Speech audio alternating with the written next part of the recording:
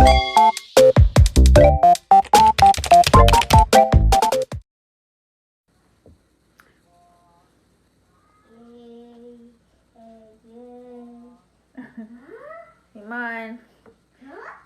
Yep. Assalamualaikum warahmatullahi wabarakatuh. Munange eri live nji endings okuba ebadde empanvu nnyo. Na story wano gye mbadde ndaba naye mbadde sinalaba bulungi mwana biki bye yayogedde mutabani wa Kamiri. And I'm seeing people saying nti mama we blaming the single moms for instigating their kids against their dads. And I'm like, that's story kubanga it's something I don't believe. Like, I mean, these men do a lot of trash to their women, and then when the kids don't wanna abana tebagala anything to do with them, ate era blame ne bagiteeka ku mama gwe wayisaamu ebintu ebitali birungi. Kati njagala ndaba speech y'omwana ono gyayogedde ereetera abantu okugamba nti no okuba nti banenya maama w'omwana nti yamuteekamu ebigambo. Kuba boy child mulaba edduka. Boy child ayagala okwewa obuyinja. Ne waba yali mu nsobi ayagala okwewa obuyinja. Anyway, nsaba Allah omwami ono bambi amuwonye n'egundi. I know he's not keeping well. Nsaba Allah amuwe shifa. Naye nga at the end of the day kale just njagala kulaba story ye naye nga just kino ekintu kiri general. This is something I've always been seeing when it comes to single moms. They're always blamed for things they shouldn't be blamed for, you know.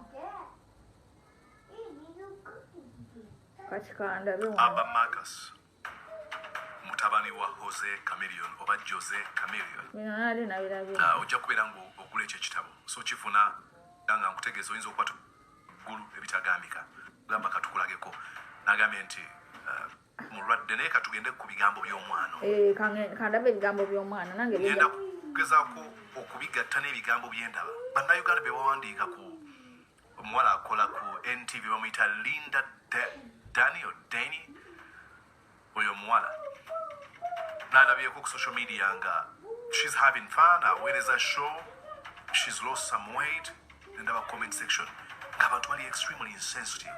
I'm going to talk about insensitivity. Era nja kukivuga nkitwala ku mulembe gwa Mwami Museveni yabireetedde bino byonna okubeerawo. But for now, kasooke tuwulize nene Museveni alabye buli kimu banenya ye ng'atubuulira ku kitaawe. Njagala wulira mwana biki bye yayogedde ebyo ebireetera okuba nga munenya maama we nti yamuteekamu ebigambo.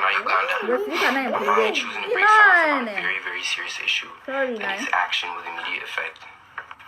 As you all already know, that my father's not doing well. He's in hospital, and you guys probably only know the surface level information about what is really going on. To start things off, my father suffers with acute pancreatitis. In most cases, this is a condition that is caused by repeated alcohol use.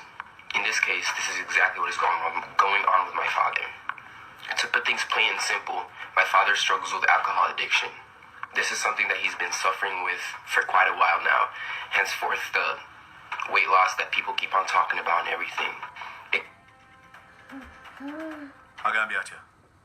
Uganda. I'm finally choosing to break silence about a very, very serious issue that need actions with immediate effect. Naganti Uganda. Nisazeewo okubeera nga njogera ku nsonga ey'amaanyi ey'enkizo ddala eyeetaaga okukolebwako mu bwangu obutagambika. So you already know that my father is not doing well. He's in the hospital. And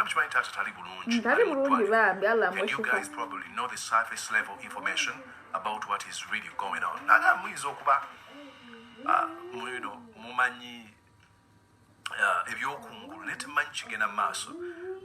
To start things off, my father suffers from acute pancreatitis.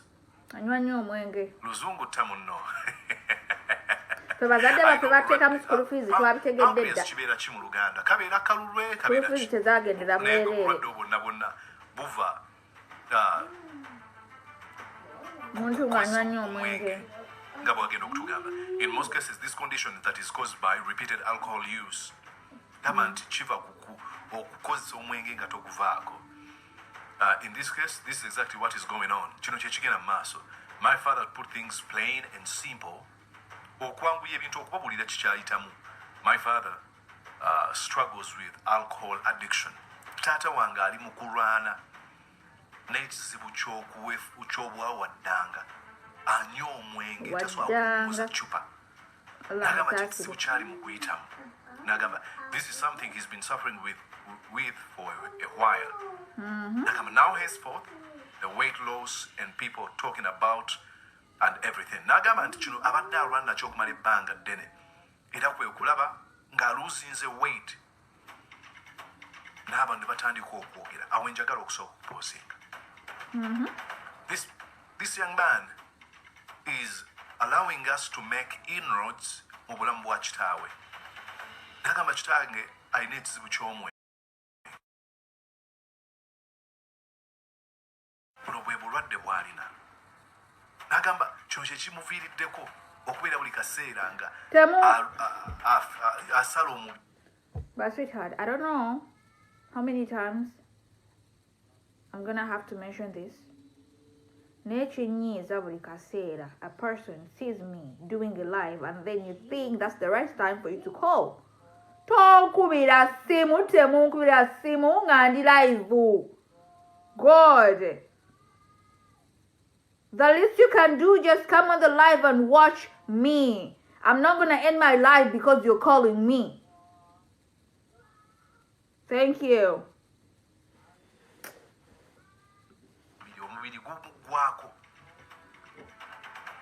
Nagamba ebyembala mwogera. Nagamba, you know, and everything people keep talking about. Kitegeeza.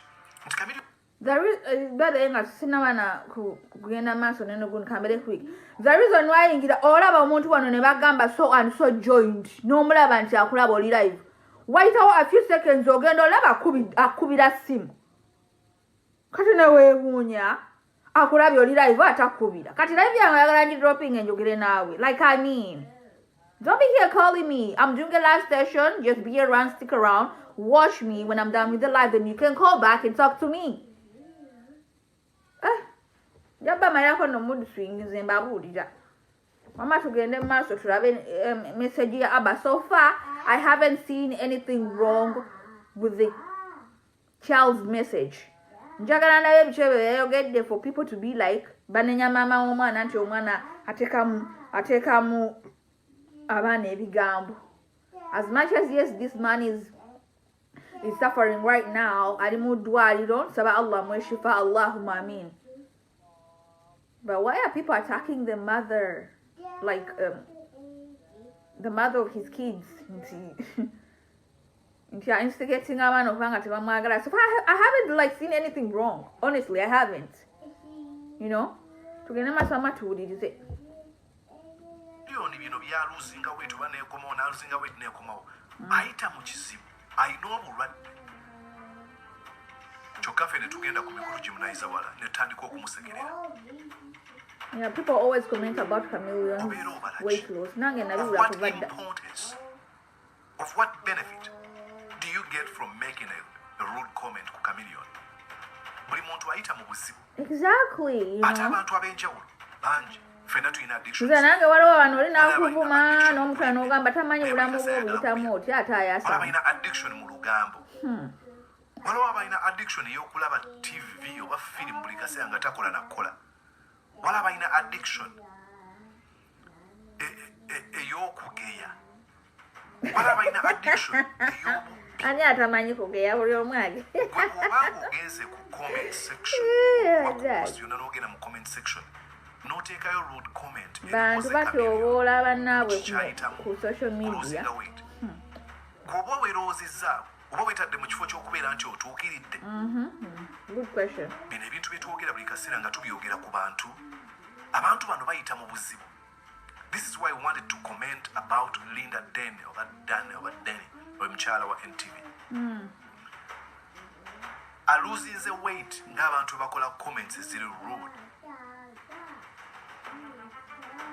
wait till jaluzinze And then over and over they were battling. And people were busy like, kakazi kakoze. oba eri deliberate Ate wanafa nga befuula bamwagala ennyo. lwaki tofa nnyo ku kitone ekyakuweereza ne music gwakuweereza okusinga Exactly, you know. oba lwaki tonoonya ngeri gy'omuwagira ayinza okubatamira Ate nze wenkeera enkya ne mulaba nga sikyafaanana bulungi sikyalina lulungi saagala muntu kujja nga njasamira. You don't know what people are going through. Mbadde ngenda nakwogera ekigambo kye soogedde lwakuba nkizikizza mangu. Omuntu n'akulaba n'alowooza obulamu bwa bumanyi nnyo. Olw'okuba okedde enkya oze ku intaneti oyasamanga bino byenjasama n'alowooza akumanyi nnyo.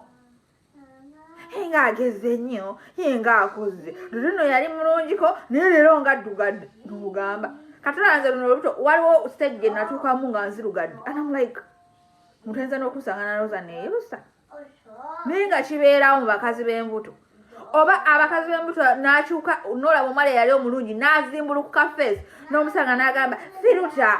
It's not a filter, it's a stage. It's happening. It's something natural. You don't expect me to look the same when badde nfaanana nga siri lubuto mufaanane kyekimu. Nze alhamdulillah nze sikyuka nnyo. Nanga waliwo olumu enera nga ndaba ngezze. Ningamba no, this is not me. Oba okiraba. Kati olumanya ng'ogera ekifaananyi and then people will start commenting, hey, anti filter, yali eki, ng'akyuse. Wiiki ewedde yali afaanana bw'ati. Kati tulaba muddugavu. Kati tulaba ate ayeruse nnyo. Ate kati tulaba ayimpiwadde. Ate kati tulaba banene mweyogeza. Now I always used to hear comments about chameleons for a very long time, even way back in a child. I'm still in school. This is something I always heard about this guy. Akasajja kalina sente naye maama omuntu abeera ne sente naye nga tagira. You don't know what people are going through. A perfect example would be ono omwami eyazanya filimu kyene yakyaka eya Wakanda eya Black Panther. You know, that guy who played Black Panther, the Chadwick guy. People were really out here bashing his weight, bichi, but none of us knew the guy was batolinga cancer. But people felt the need that they should be like, hey, he's lost a lot of weight. I mean, you know, not until guy amalafa then nemumanya the real reason why he had started to lose weight. Ate mwe kenyini abali bavumo oba abali boogera those silly rude comments. Oh my God. Nemutanga mzi rest in peace. Awo nomwefuula abantu abalungi. Kyokka ng'omuntu abadde akyali mulamu. You're busy acting like you know kiki ekigenda maaso mu bulamu bwabwe. Mulekera okwefuula that you really know about abantu. Mama. Yes, baby. Oba kitegeera? Yeah, the TV is on, but I can't turn on the volume. I know. Yeah. You want to be here with me? Yeah. But you need to go get a chair. Is he sure? Yeah, get the chair over there. If you want to come be with me here. Okay. Yeah. So abantu bayita mu bintu bingi. Abamu kuffe tujja ne tukola live naye nga tumaze kukaaba. Nga tubadde mu kinaabiro okumala essaawa nga 5 depression atutta. N'ogamba kanzije live. Oba kuli kaali kagenda okundaba, oba tekuli agenda, let me just go. N'oba omuntu omulaba ng'asinika ebinyo naye nga tomanyi n'otulongo gayinza n'okuba abadde ayagala kweyisaamu kambi. And then olumala nga people stop acting like abantu mubamanyi. Omuntu omulaba nga mutono tomanyi lwaki omuntu gw'owalabye last week nga munene kati olaba engumba. Tomanyi lwaki omuntu abadde omutono nga modo kati omulaba atandise oteekako weight. Olumaliza n'oteekako weight olowooza ateekako yitu ya bulungi kumbe ekirwadde kimulya. Side effect ebidagala byamira side effect yakugejja. Gw'okanya mulaba nti agezzaanyirira alabika bulungi. Naye ng'okwo okulabika obulungi boy agamba I wish oba nasigadde mu size yange. Okanya naye gundi ng'olabika bulungi. Naye ng'amanyi alabika bulungi because of ebidagala byamira It's not even something good. Nga tayagala kyomula abantu abamu womu bagamba nti balabika bulungi ne banyiiga. Musooke mulowooze Wakigundi namuwaanye nti alabika bulungi n'akyusa feesi. Gojjaloza alabika bulungi kumbe okulabika obulungi tekuzza lwa mirembe. There is something behind it. Alina okumira eddagala oba eddagala talina divaako alina ddimira buli kaseera naye nga side effect yalyo alina kugejja n'agejja. Nno nga yagejja simanyi ali ku biiso ye waaba ali ku biiso gwabigula waki weeraliikirira nnyo omuntu waaba ali ku mpiso gwamwa sente zigendo sente gwazimuwa nti ozeeraliikirira nnyo nti omumaliddeko sente nnyingi nnyo sente zaanaatera okwavuwaza empiso ze bamukubye nnyingi nnyo kati ageze mulekerawo okwefuula nti mutumanyi bannange tulina ebizibu tujja ku internet no tutukke ebinyo but you don't know the life we live. Oba okitegeera oli bulungi so kati kyekyo kyembadde njagala obbagamba kuba nange ebyo ebikomenti nabifunafunangako nnyo oba oli omuntu nagamba negomala gwe leero ofaanana bwoti nongamba kati nkugamba ekyo obadde oyagala nfaanane ntyo obadde oyagala nfaanane nga bwe nali nfaanana emyaka 10 emabega nga bw'olaba nti nali I was once a baby nga tombuuza nti kati waki tokyayavula ebyo ebibuuzo nga temubitubuuza nti nga tokyayavula kuba omuntu ffenna tetwasooka bwe tuti twasooka kuba nga tuli mu busuuka mu bupaapa nga bwe tukula ne tukula tekibeewuunyisa nnyo kujja kubuuza muntu naye gwe wali n'oli mwana muto wali tolina bbeere ku kifuba kati waki olina ekifuba nga wotasobola buuza kibuuzo ekyo kuba kyakisiru mulekerawo buuza abantu ebibuuzo ebyekisiru omuntu oba afaanana bubi gwongola afaanana bubi oba afaanana bulungi don't act like omumanyi nnyo ate social media bannange era omuntu atasobola social media talina gibeerako because ojja teeka ka video ko ka mirembe z'olumu teka video zange za mirembe and people come in my inbox they start bashing me naye nga atana video yo olina mwana wo and then someone who, you know, out of nowhere ng'akugamba ebintu ebitakwatagana nga n'omumanyi ate omumanyi oba kalonga n'olumu omumanyi noddayo n'otunuulira video n'ogamba naye kanda evidiyo gye napostinze n'oginoogamba oba waliwo kyennayo n'ogitunuulira nomala noddayo ku muntu eyakulembye mu inbox byayogedde nga totale tebiina we bikwataganira n'ogamba katono obuzibu yabugjeewa you know mulana akugamba you should post this you shouldn't post this and you're like okay gwangulira data abantu ababeweddembe bannanga abantu ababeweddembe ku mmeeza z'abandi wamma katulabe omwana be yayogedde sofa ensonga nkifuna kubona ogayaga yeah I think the little guy was only concerned maybe kyoba nabagambe these kids baba balaba mulowooza tebalaba tibalaba maybe growing up this chameleon son abadde alabanga people are always bashing his dad on the internet always commenting about his size naddala mu bya weight loss ndoza nawulira nga abikooye nga I don't know, that's what I'm thinking of sinzira ku kyennakalaba because I'm still looking to see why are people busy bashing the mom nti omama ateekamu abaana ebigambo ebibi ku taata waabwe. I haven't seen anything so far. Everything I'm seeing is making a lot of sense. Like siraba any kind of you know okudda ku basingle mothers okuba sinagirabawo pozi nga nabisangayo maaso nga message going deeper alina bye yayogedde bireetera abantu kugamba nti Daniel yayawukana ne kamiliyoni kati ateekamu abaana ebigambo kati akozesa abaana kulana ntalo na kamiri oba nga nabirayo maaso naye katulabe ampulize gundi ka video. Oli bulungi mwana wange? Oh yeah. Okiraba? Obadde nno kigambo kyogedde bulungi Sharia damu oba okiraba? Say the word. Oba okiraba? Oba okiraba? Oyagala tula nange? Edda wali toyagala kulabikira mu kamera naye nakunagala naye nga mbadde naka video kendaba Nengera muli ebinnyo naawe leka tuwulirize. Ddagala ayinza okuba kati yafuna obulwadde weebale nnyo atuukiridde atagenda kufuna buzibu n'ebigambo ki byoyogera eri abantu bakoze eki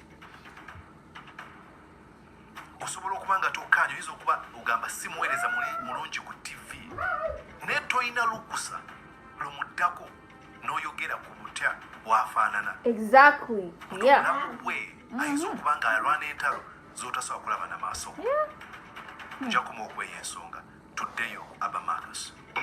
It completely disheartens me when I see the internet throw around and bash my mother, making her the cause of everything. I'm here to tell you that is completely false. My mother has nothing to do with any health issues that my father may be experiencing. Throughout my entire life, I've always seen my father struggle. Nze nabagamba bano abaana baffe bagenda kutulwanirira oba mwagala oba temwagala. Si kyekyo Shania? Si kyekyo wamma mwana wange? Wamma gwoba tolaba biriwo? Mama Shania yeetaaga kuteekamu ebigambo kyawe bw'okyawa? Oba tobiraba? Bavuma nnyo abakyala tuleetera abaana baffe okukyawa bataata baabwe. Abaana baffe kati guno omulembe baguyitaani gwe gwa jenzi. Simanyi omanyi waliwo ebiriko simanya jenzi simanya mereniyo. Guno gwe gwa jenzi gwe tuliko. Bano abaana balala nnyo si be bali abamereniyo. Bikansubira ebigambo sibitabisi. Bano abaana balala bajja kutulwanirira nga n'obbasaba tetubasabye mutuwaayirize nti tukozesa abaana okulwanyisa abataata baabwe naye nga si bwe kiri. Katonda omwana alabika yalabe bukyanga bayawukana na Bawelite ne bavayo ne bakifuula public ti Daniela ne Chameleone bayawukana. People are always like, you know, talking trashing the lady, blah blah blah blah. Omwana atuuka n'akoowa ate wekituuka nabagambe abaana baffe, the moms and the kids, we have that connection. Etali ku mwana batata sigenda gamba nti si bamugaso naye Allah bw'atyo bwe yakitonda. Mothers have that connection n'abaana baabwe. Kati ate bano abaana baffe abajjenzi balalamuuko tebalina budde. Omwana ajja kuyisaamu eggaali tafuddeyo oba gwe taata we. Ajja kulaba maama we omugira akuyiseemu eggaali ajja kujjukira luvannyuma nti gwamuzaala. Okitegeera ate omala onenye maama mama katuwulire. Mama nkwagadde olwanira maama wo. Babashinga batya batubashinga abaana kati abaana baffe batatulwanirire baana abanaatulwanirira. Kati mpulire. Struggle with alcohol and controlling the use of alcohol. He's a big public figure and he's human at the end of the day. He may struggle with certain anxieties and blah blah blah, and maybe he chose to use that as an escape. Unfortunately, that kind of thing is starting to catch up with him. At the moment, even though I may not look like it, I'm very angry with my father, and I'm angry with the environment that he puts himself in and the people he surrounds himself with. Never in my life have I seen such unconcerned parents that are so careless about their children's well-being. In this case, I am talking about my father's parents. So far, I have already lost 2 uncles, and that is because of the complete irresponsibility I've ever seen from parents. So far, I have already lost 2 uncles, and that is because of the complete and utter irresponsibility of these people's parents. Honest to God, I don't even like to call them my grandparents because I don't like any association with them. Oh my God. That's a whole nother story altogether. That's really sad. If you guys want to know about that, but back to the main topic. You would expect my father's parents to actually care about him the most. If anything, be their favorite child, considering he gave them their name.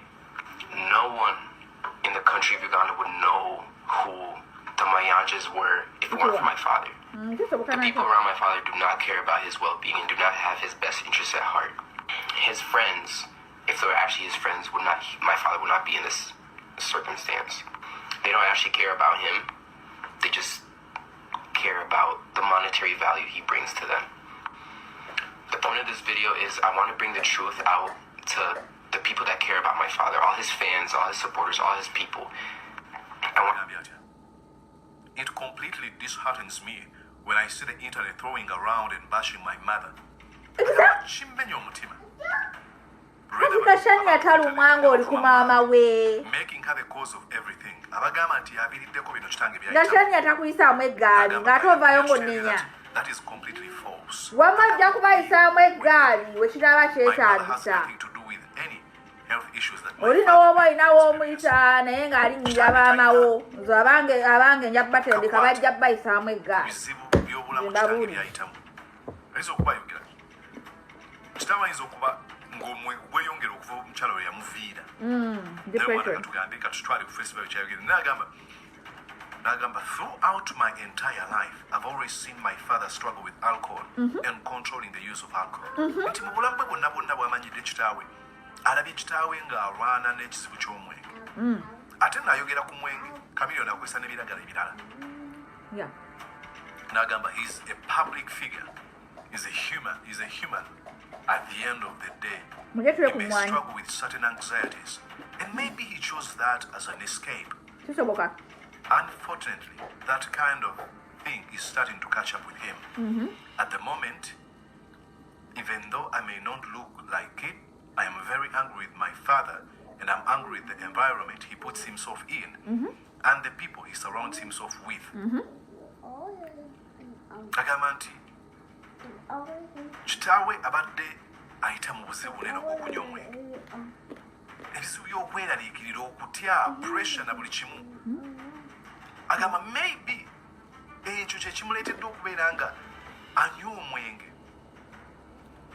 Agamba ekikwasa ennaku kwe kuba nti okusalawo kwe nti bwe yeeraliikirira bw'ayita mu bino byonna n'asalawo okunywa omwenge. Kati ate bitandise okumuzaalira ebizibu. It's starting to catch up with him. This kid is admitting this kid is very smart. Very smart. And that's simanyi why they are back like thinking. Somese nnyo abaana bo. N'agamba, never in my life have I seen such unconcerned and careless. Ayogera ku bajjajja benno. Abaana babiraba, abaana baffe babiraba. Nziramu bajjukiza. Kati bw'obeera jjajja omwana ng'omwana takwagala teweewuunya. Bazzukulu bammwe balaba bye mukola. So far, I've already lost 2 uncles, and that is because of the complete utter irresponsibility that I've ever received from these people's parents. Nagamba already akafirwa baganda babiri. Sorry, si baganda babiri, bakojjabe. Ayogera ndowooza ku mayanja yakatufaako gye buvuddeko then the AK-47. Nagamba naye anenya bakadde baabwe bayita bajjajjaabe kuba agambe wano. Honest to God, I don't even want to call them my grandparents because I don't want any association with them. That's all. Olumala munenya maama nti maama yeyagamba bajjajja bo tobaagala. Another story altogether. That's another story altogether. Anyway, Chanako okubanga olina muzzukulu onaakola statement bwetu, but I mean at the end of the day go back and find out why would my grandson or my granddaughter or ayogera statement bwatu mutanjagala. Yes, oli jjajja, yes, oli maama, yes, oli senga, yes, oli kojja, but I mean lwaki omwana takwagala era omwana waavayo n'aba n'ensonga ze nga ziri valid lwaki takwagala? Why then do you start blaming the mom? Nti maama yateekamu abaana ensigo, yabasigamu ensigo okubanga tebatwagala. These kids si bannange nzaziramu kibagamba. Abaana bano balaba ife abakulu n'abakulu si ffeffeka abeeraba n'ogamba mulamu gundi nno tetukwatagana. Mulamu gundi nno yayagala dde obufumbo bwange bunneme, balina omukazi gwe bayagala bawase. Si ffeffeka ababiraba. Si ffeffeka abalaba nti nazaala wange nno tanjagala. Si ffe. Our kids, they see what we see.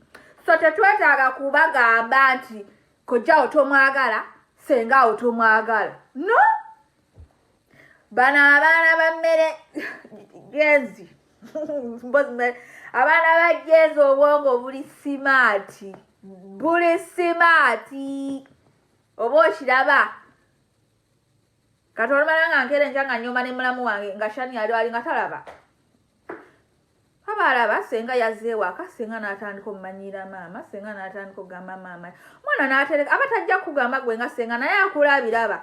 Naye senga gundi nno buli wajja wano ana statement zagamba maama era wana wa muganda wange amateeka nga Shani alaba tajja kujja gambe se ajja tula mu ntebe wali alabe mwe bakulu n'abakulu nga mwetwala alaye maama we agenza akaaba buli wookyali ewaka maama we omuleka mu depression kati omwana akulenga atakwagala ate otandika onnenya maama anti era abaana abakuzizza bubi kyova olaba tebatwagala musiriwala oba okiraba abaana baffe babiraba nze mbajjukiza bano abaana omuntu yenna alowooza nti ajja kummanyiira oba gwani tugenda kukuyisaamu eggaali ate tetutya kwogerwako wamma siteto Shania tujjayisa mu bantu eggaali wano abatumanyiira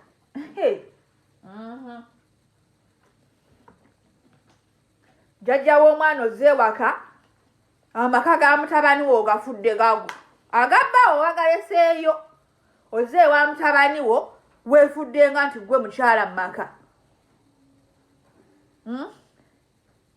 gwe alina okubayiiyiza nti leero balina kulya mmere ki olw'okuba we wali okuza mutabani wo yali ayagala nnyo okulya omuceere n'olowooza kati we yawasa preferences tezikyuka omukazi bawe yagenza okuva ewaka yabadde yamugambye maama gundi nno leero nga mbadde ndudde okulya ku kino ojja kinkolera tewabaddeyo nga banyumya ebintu byabwe ng'abaagalana mu kisenge omukazi alina akabyagala ofumbira oba si kyogenza n'obbakyalira nga bbe ewaka waabwe balina obulamu bwe babutambuza ti ku mmande tulya nkoko na bijanjaalo ku lwokubiri tulya kikomando nga balina ebatambuza obulamu olw'okuba Nazaala okyadde oba mulamu oba whoever onukya basaidi okyadde ate oyagala obategeerere buta bye balina okulya mukamwana olaba afumba ate oteewa olukola akajaani nze nno mutabani wange ebyo nga yali tabirya vaayo gweri olw'okuba bambi ono omukamwana akuba ekitiibwa oli maama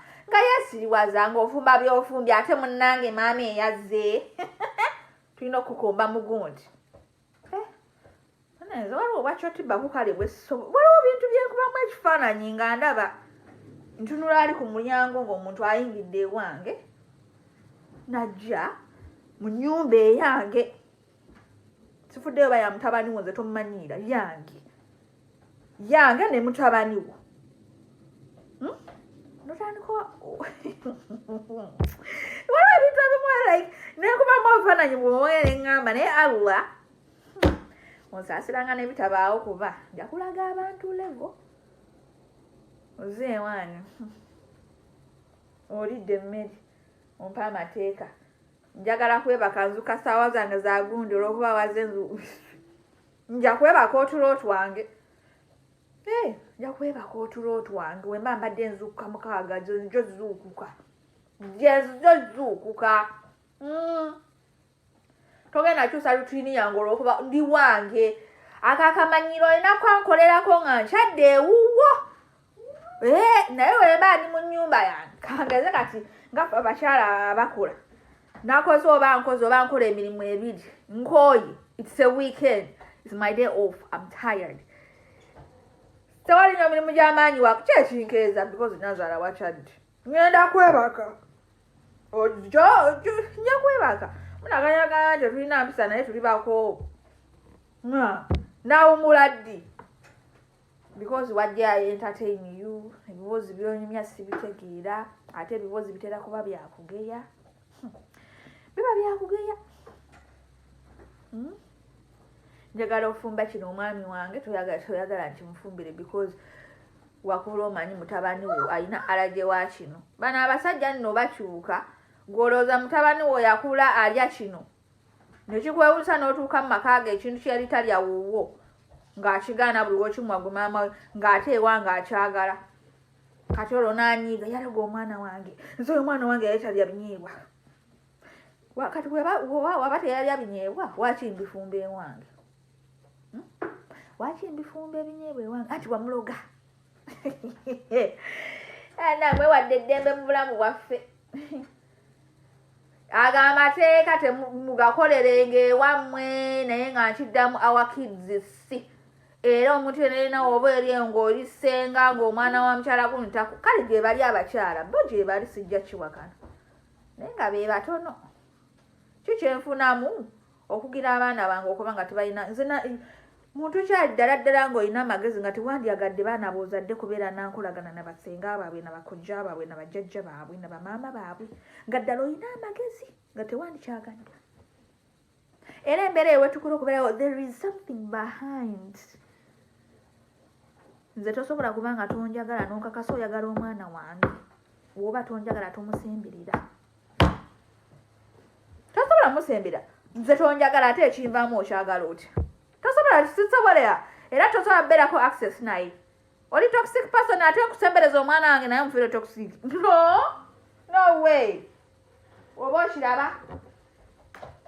okiraba omuntu atakwatagana nange tajja kwatagana na mwana gwenzaala ekyo simanyi obamu abalala mukiraba mutya naye nze yeegundi gye nnina atakwatagana nange for whichever reasons tojja semberera mwana kyonna ekivaamu kubanga era ekivaamu yenze oyo omwana yavaamu nze oba okitegeera kati tolina bwonkakasa nti tonjagala tonjagala oyagala nfuluma obufumbo bwa bbaawa mmwe mina omukazi gwe mwagala ate ondage mbu oyagala nnyo omwana gwenzaala ngaowa mwagala ddi bwoba nga tolina biruubirirwa aha nze era munange byebyo wesikolagana naye nabo tebajja kukolagana naawe ebyo tebiriiko baithe nina ne kano kagundi kentera olaba ku internet bakaleeta in a way that's funny naye nze nkatunulira way deeper than that nti oba kangeza omukyala yazadde omwana then oba kojja oba whichever oba mother-in-law oba father-in-law oba any relative nakuba essimu nakubira mama Shani essimu mama Shani yabaye example hello mukati oli relative akuba essimu n'agamba give me the baby honey nalaga mugwe tayagala kwogera naawe era takuba essimu because ayagala kwogera naawe bw'ayagala otwala essimu ogiwe omwana we oba the nephew oba the niece oba the grandkid one there is no way you're going to call my phone if you can't talk to me you can't talk to my kid no wokuba essimu eyange n'odayinga nti okubira mama Shani woba tosobola kubeera nambozi nange there's no way you're going to have access to my kid. Yeah, you don't have a relationship with me. You don't have a relationship with my kids. Period. Tewali bintu byakwegira. Era nze leko nijira abantu bagiranga fane challenge but to me it's not even funny. Like I mean. Kati nga bino natera okusimulukuka. Nze mbadde ntuma n'olubuto. Nasala wange oba kojja w'abaana obaani oba n'oba mama wange oba biki. Obaddeyo ng'ebisaba nnuma. Obaddeyo nga olubuto obadde ntutudde nzekka tonyambyeko ate nzadde omwana mbo ate kati okuba essimu and you're like I don't want to talk to you pass the phone over to the kid kuddi biki nga mbadde ndibuto ng'obadde tubyasa era wenkugirako kugamba ekigambo ekinene nga kizito kiri nenkugirako nze atayoge era mmwe omuntu atayagala nnyoko tasobola kwagala nze ekyo nkimanyi ne mama nga yakira kyogera tasobola kwagala omuntu atayagala muzaddewo tali kwagala era waba akwagala aba alina motive oba okiraba musimala pasi the phone ndabanga video ko nenseka n'okusaka neŋŋamba mbukale olumala ombo oli naye n'atwalira nephew essimu talk to your uncle talk to your aunt who me nze omwana ow'enjovu ngambo essimu giwa Shania give the phone to Iman to Iman taliiwo wama kitegeera kati omuntu wama abeera atya nga tasobola kwogera na maama wo nga tayagala okwogera naawe ng'olaba mama kibeera kimakinga sense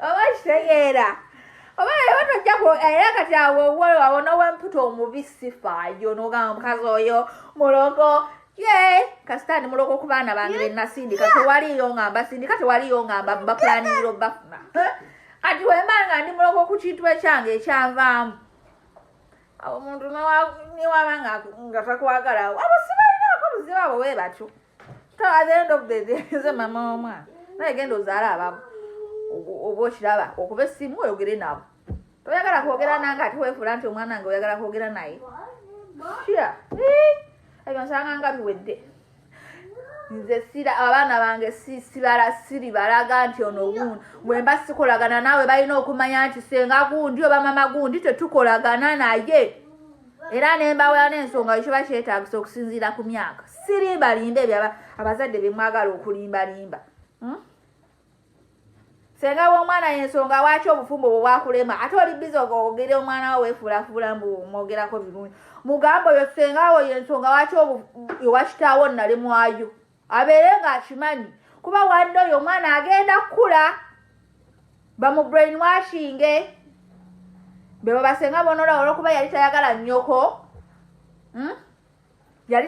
nnyoko otuusa ofumbiddwa akuteredde omudagala mugundi okukakana omugole afiiridde mu kidaala bulijjo akulaga erinnyo naye ng'erinnyo sirya genuine anti yali tayagala maama wo naye ng'abadde takikulaga ate ne maama wo because tulina okuuma oluganda era abaana tetulina anyiza shania nina omugamba oyo singa oyo tatwagalangako oyo omukwano gwa kitaawo oyo omusajja yali ankwana yali agala kunkwata mbenja bimugamba kuba tagenda kubeera muto forever alina omanya ensi bwetambula olumala nga omwana agamba singa njagala obeere senga wange ku mukolo biki kumba omuntu gw'osembeza ye yagobya n'ennyoko mu bufumbo ekivaamu ng'atandika kukuwa ddagala kano nno mu lugombo lw'omwami kateekemu singa nkateekemu ye kano kakuuma obufumbo kumba akusiraanya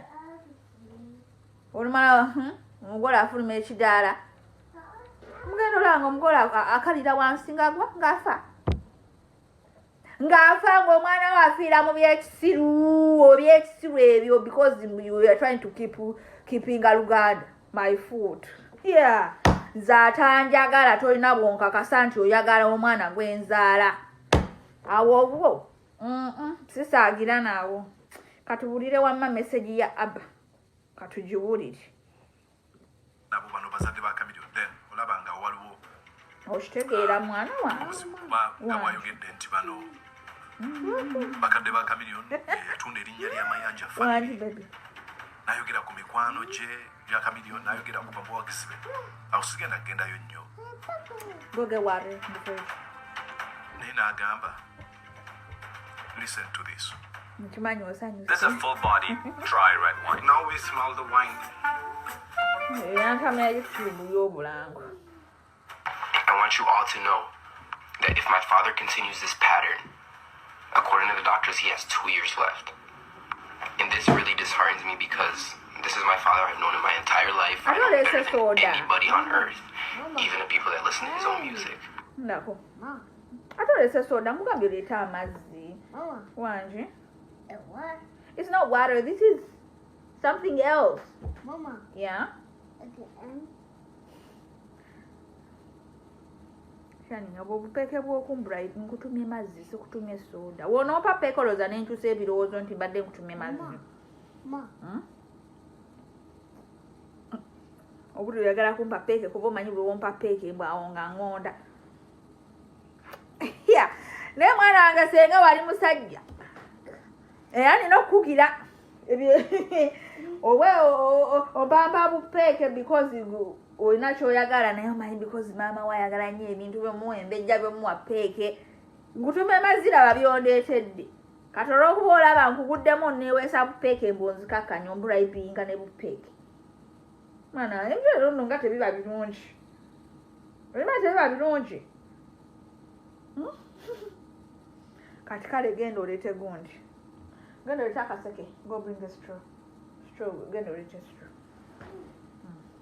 onye ku soda naye ngenda mudayiruutinga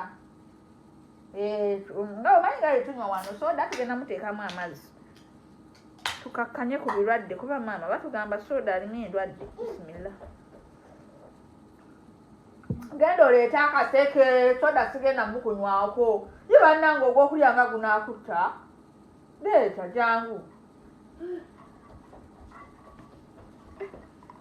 Kiteezaala tekyala naye naawe ate okisussa. Bannange okisussa sikyani. Newankubadde nze nnyoko njagala nnyo okulya naye olumu ate naawe onsukkako. Nyamukatono. Tumanyi sirina maanyi mikono.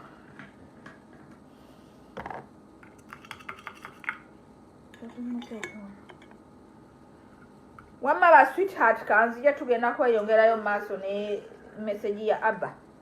So first sinalaba kikyamu mwana kye yayogedde kivumya maama we. Weewaawo taata we ali mu ddwaliro fighting for his life wadde kati. State yakyuseeko nti ali bulungiko. I still don't know why people are really bashing his mom. I don't see. Omwana zonna bulina ebintu byayogera biri valid points only. Nze muwa tick tick tick. You know? Leka mala okuteeramu amazzi. Nze sukuwa soda nga ali plain. Alina okubamu. Leka akuteeremu amazzi obadde ki? Oh my God. Shani yanga mpulira bubi. Come on, come here. Iman. Soda osiga tonyiga. Nkulaba ogenda musenge. Njagala kuteeramu mazzi. Abeere a bit diluted. Soda si mulungi nnyo ku mwana omuto. Olaba nange munyweramu amazzi saagala kulaala. Ni wano ndi myaka 4 nfaanana nga bwe bazadde jjo. Because nywa soda alimu amazzi. Alumano nga abalala bagayita amaalo. Abagayita amaalo ne balwala endwadde. Ne tusigala nga tuli herose. Oba okiraba? Kati onywera otya amazzi mu soda. Abasawo batugamba bw'onywa eccupa ya soda emu nywerako galando y'amazzi ekidomola kiramba. Si abasawo batugamba shani. Bwe batugamba. Oba okiraba? Kwata ogenda nnywesa akaseke kano. Kwata.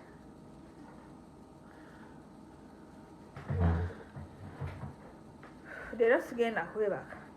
Yenna ali mu nnyumba gwendeekaanira ajja kwesootinga. Nze sirina tulo. Muma katuwulire ABBA.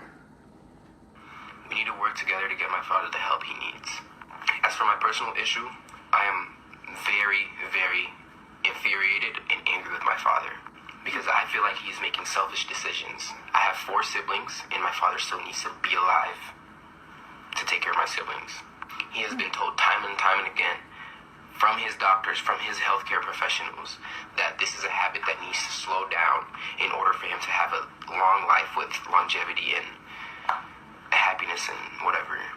It angers me to see that him knowing this, he still continues to pick up the drink and ruin his pancreas. That is why I'm on here asking for everybody's help. I want you to know that if my father continues this pattern, according to the doctors, he has 2 years left. What? And this really disheartens me because my father, I've known him my entire life. I know him better than anybody on earth. We need to work together to give my father the help that he needs. Exactly. I am very infuriated and angry with my father because I think he's been making selfish decisions. Agamba. Eroza kubaana bo kituufu ya. Abasawo. Bagamba bw'asigala ng'agenda bw'ati mu kunywa omwenge n'avumaganya n'avumirira ebiragalagala. Asigazza emyaka 2 kyokka. Agamba kino kimmenya omutima. Kitange mumanyidde ebbanga. Era ndi munyiivu mpulira obusunkulo kubanga abadde akola okusalawo okukwenga yeeyagaliza yekka na yekka nga tafaayo ku bantu. Naye ate okusalawo kwe kulimu affectinga n'abaana emotionally. Ne ensonga esinga okubeera enkulu ye. Ate naye ne kumu affecting. I want all his supporters, all his fans, everybody that enjoys my father's music, even if you may not like him, even if you may not agree with the things he's done. Even myself agreed that he's a very, very flawed human being. He's a very flawed man. But at the end of the day, God put us in this world to love everybody. I'm asking everybody on here to hold him accountable.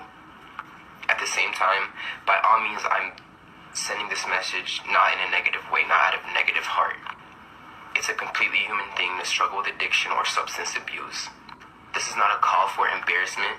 This is not a call for you to go and embarrass people or embarrass my dad for depending on substance. This is a call for help yet again. We need to collectively come together and help him if we want to keep him on earth longer. For the sake of music, for the sake of your favorite artist, and for the sake of us, his family. His true family. I want everybody to be all up in his comments, or however, if you know him, if you're in contact with him, if you meet him outside, if you meet him at a bar, I want you to let him know that people love him and people want him here. And the promoters that selfishly book him, despite him not being in physical condition visibly, you know what's coming for you.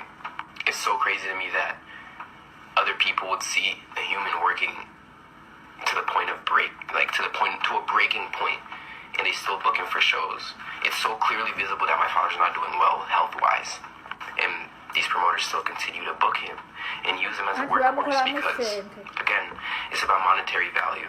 Exactly. To reiterate, anybody and anyone that even cares a little bit about my father's well-being, please speak out, hold him accountable, and let's do what we can. He's given so much enjoyment and happiness to Uganda as a country and given it so much recognition. I feel like personally this is our way of giving back. Let's help him out. Thank you for listening, and I hope you can carry this message with you. I really see nothing wrong with the message the guy delivered. Nothing wrong.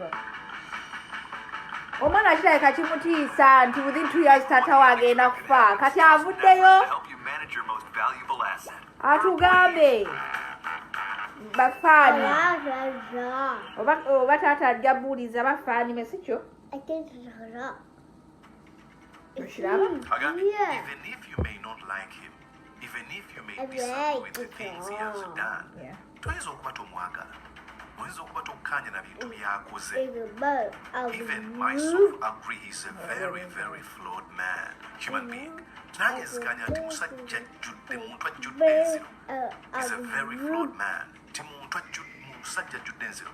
But at the end of the day, God put us in this world to love everybody. Naye oluvannyuma byonna Katonda yateeka mu nsi eno okubeera nga tweyagala. Nagamba, I'm asking everybody here to hold him accountable. Nagamba mbasaba mwenna okubeera nga mumujjukizanga buli kaseera. Tekizibu kyolina mumujjukizenga bino byokola lowooza ku baana bo. It's a completely human thing to struggle with addiction. Kya bulijjo okubeera nga olwanagana n'ekizibu ekyokubeera nga ekintu ekimu okikola entakera buli kaseera, addiction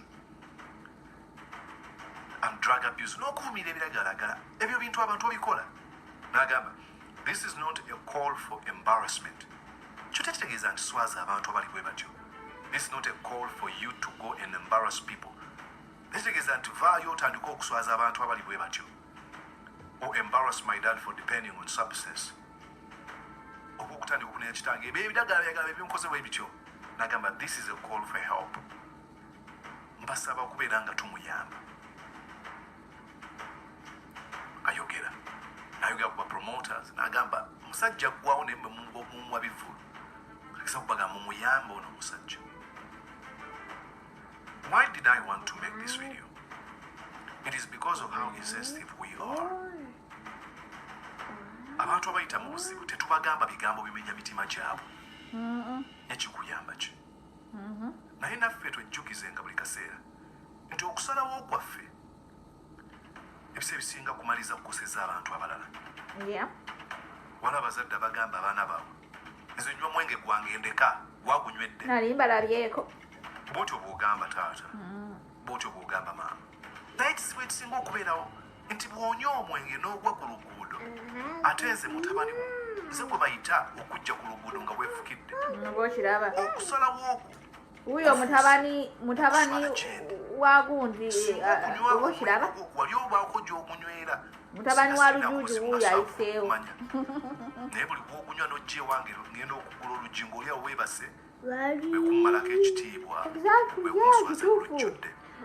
So let not your decisions become my responsibility. Good point. Bazadde mu Africa balina ekisi Bakirina mu Africa. balina sort mindset ebaleetera okubeera nga balowooza nti bayamba abaana abo okubazaala. Omwana otekusabangako okumuteeka ku nsi ng'otegeera bulungi gwe ne bbaawo oba gwe ne mukyala wo mwakkanya ne mugamba tuleete omwana ku nsi tabasabangako. So kitegeeza nti byokola byonna manya nti omwana ono ebimukosa gwe wamuleeta ku nsi mwali musobola okusalawo ne mugamba tetugenda kuzaala mwana ono naye bw'oba amuleeta ku nsi lwana nnyo okulaba ng'oluŋŋamya obulamu bwe okubeera yaddemu. Otegeere nti byokola birina impact kyebikola ku mwana ono. Sobona kibagamba nti tonywa sigala ng'oli lubuto tokozesa kino ng'oli lubuto nti lwaki oleeta omwana ku nsi ng'alina ebizibu abeere ku nsi nga yejjusa olw'okusalawo okwo. Amasanyu g'osobola okugafuna n'otaleeta bulamu ku nsi omupiira weebuli akaweta n'ebirala. Naye tudde ku kino, please stop being insensitive. Tulekerawo okugamba ebintu ebisala eby'obutwa eri abantu bwe tutamanyi. Omwana wa kabiri ono okuvaayo n'atusaba please tetuswaza kitange tetumuvuma. Abantu bwe buwangala n'aba bayita mu buzibu tunoonya engeri y'okubayamba si kubalangira nti ne tuddako ne tubageya oyo awali emmere tabulawo oyo alya ne tuddako ne tuseka naye nga naffe abaseka tulina naffe ebikyamu bye tulina naffe tulonzeeyo ekibi ky'oli nti ebyabwe tebabiraba balaba byabalala batuuma amannya tumbuto kyakulya simanya bikyoba obumulala tumutuuma amannya nti oli oba alaba firimu oba zaabira mu buli kaseera tunoonya erinnya oba yeebaka n'abakyala buli kaseera nga buli kaseera ye buli kaseera gafuna ayagala genda ekyo kirwadde sikyakuddako kumuswaza ekyo kirwadde. Teri muntu ali mu senses ategeera obulungi conscious awakened. Aswagamba nze ekirabo kyange njagala kwekatira abakazi wana abasajja buli lunaku kirwadde.